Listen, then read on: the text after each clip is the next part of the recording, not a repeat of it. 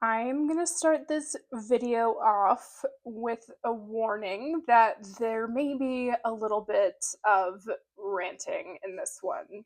So, if you loved this movie, if you saw it and enjoyed it, I'm glad you did. And I'm so sorry for everything that I might be saying in this video. So, the movie that we're talking about, that I will be ranting about, is Clown in a Cornfield. It was recently released. It is directed by Eli Craig, based on the book of the same title, which was released in 2020 by Adam Cesar. The movie was co written by Cesar Craig and Carter Blanchard. Eli Craig is best known for Tucker and Dale versus Evil, a movie that I really love and I recommend all the time for sort of people new to the horror genre because it's just a really enjoyable movie, and it's not super heavy in like the horrific tones. So I'm not a stranger to his work.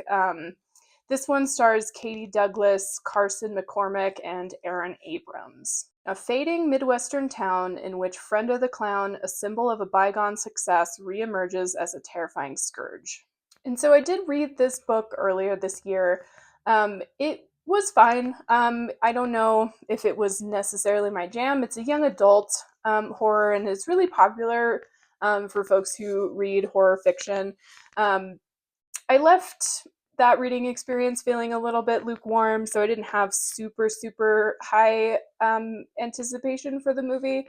But I did want to see it just as something that was adapted from a horror novel. And so this is your pretty quintessential teen slasher.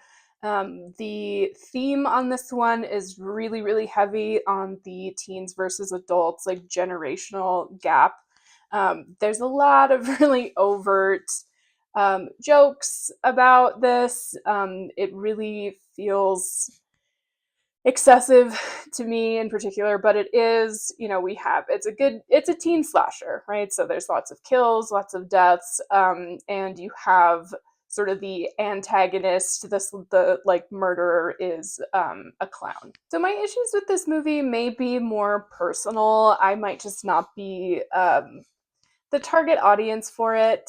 But like I said, it feels a little excessive. It's very saccharine. There were points in the theater where I felt like covering my face because of how much I was cringing. Um, I don't know if it was the delivery, the writing, the themes. I don't know. I struggled. I struggled in the theater with this one.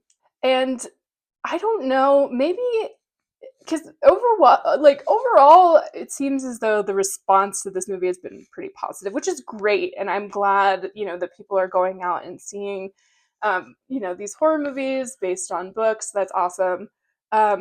This made me feel old. I don't know, like I'm in my late 20s. I will be 30 pretty soon. And this movie really, I don't know. I don't know if maybe the younger generations. Ugh, see, just saying that it makes me feel old. Uh, I don't know. Yeah, it was so overt, and if you've seen it, you know what I'm talking about. It's just this theme is just joke after joke. It just, I don't know. It just really feels like I'm being slapped over the head with the like young people these days, and I don't know. It was just too. It was a lot for me personally. For me, the best part of this movie was the acting. Katie Douglas was great, has really good final girl energy. I don't think that the issues I had was based on like her performance. So she was very effective in that role. Carson McCormick was also very good, very charming. I felt most drawn to those two characters, the other teenagers. I don't think it was bad acting. I think it was just they were just so unlikable, and maybe that was part of it. But yeah, the acting I don't think was bad. I think it was good. The direction itself, I don't necessarily think was my issue either. Like the movie looked good. It had good design. I think it was just a lot of the writing for me, right, just really struggled with. Like it wasn't, I feel like it wasn't as funny as it was trying to be. Um, I don't know. Yeah, something about the just like the general storyline and the dialogue really just didn't work for me. In terms of scares, I've seen this one sort of compared to Hell of a Summer, which was released a couple weeks ago. I did see it. I didn't manage to make a review on it. Um, but I think a lot of complaints on that one were that it wasn't as gory as the R rating would have led people to believe. This one didn't struggle with that as much. It was, I think, sufficiently gory for a teen slasher. Like nothing too excessive, but you had some fun kills and like some definite like goofy gore. So that was really effective for me. Um, in terms of like jump scares, there's a couple instances like kind of in the beginning, but not a lot of there wasn't a lot of tension building. Kind of as soon as we got into the meat of the story, the meat of the horror, it just kind of like it just continued and continued. So definitely gory. I don't know if this would be something that I would suggest to like brand new horror watchers, but if you can handle a bit of gore, um, it's definitely it's not a hard watch. It's a fun watch. It's a fun there's in terms of the kills like there's some good moments in it for sure. So I want to talk about clowns for a moment. Um, in that this is obviously is a clown slasher.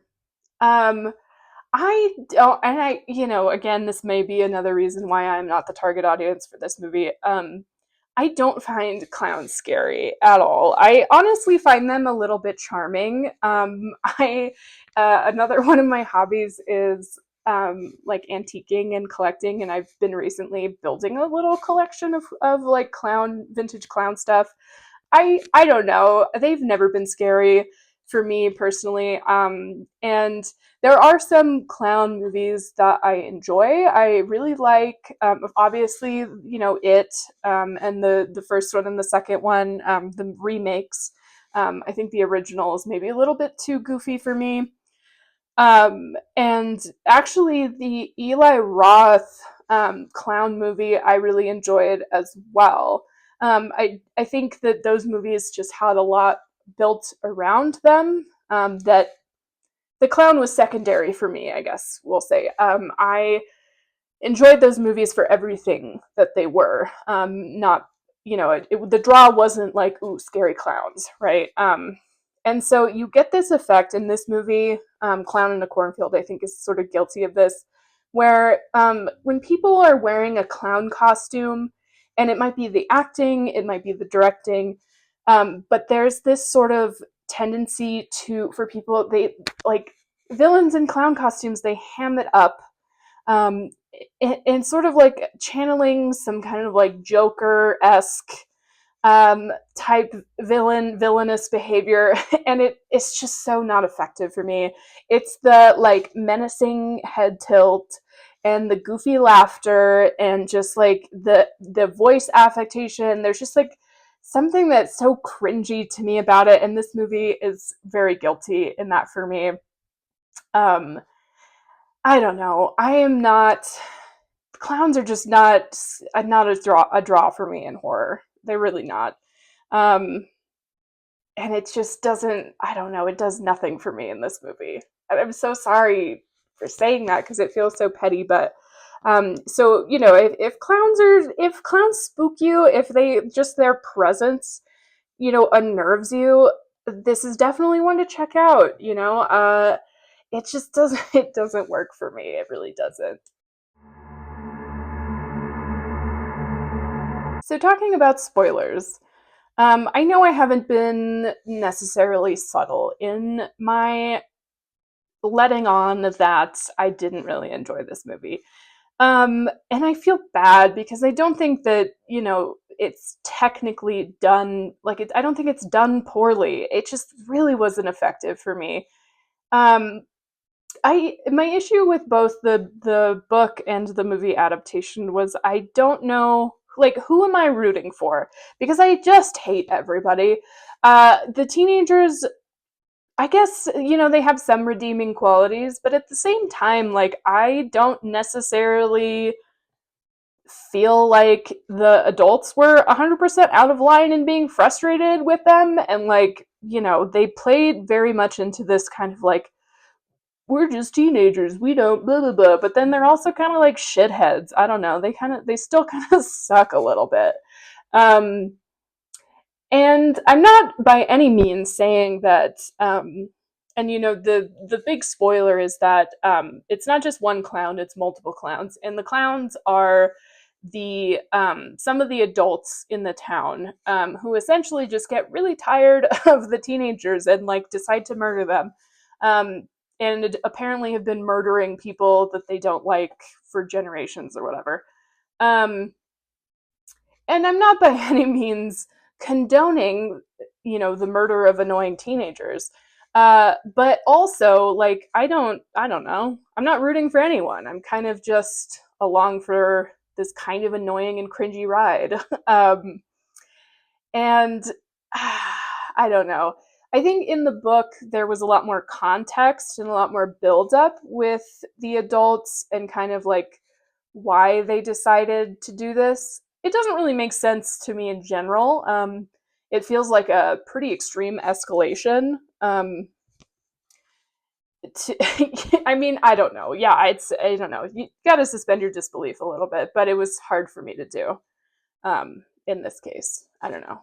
And the jokes in this movie are relentless. I don't know, the like, Gen Z versus Boomer joking was funny, and it had its there were these moments that it was effective, but it was just like every it was just too much. I felt it was too much.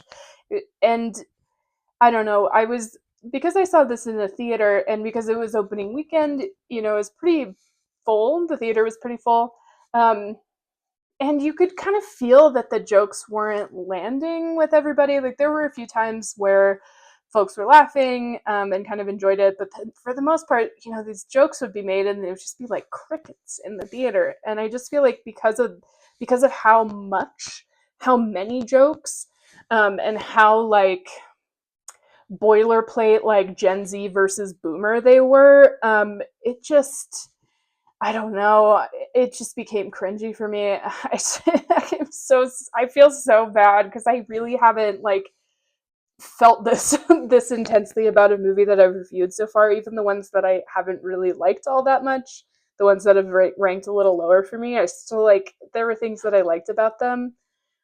Uh, I don't know. This movie was so frustrating for me. It was a frustrating watch for me. And maybe I'm just being harsh on maybe this is just what slashers are. And I had this almost like existential crisis leaving the theater. Like, do I like slasher movies? And I know I do, right? I mean, oh, I don't know.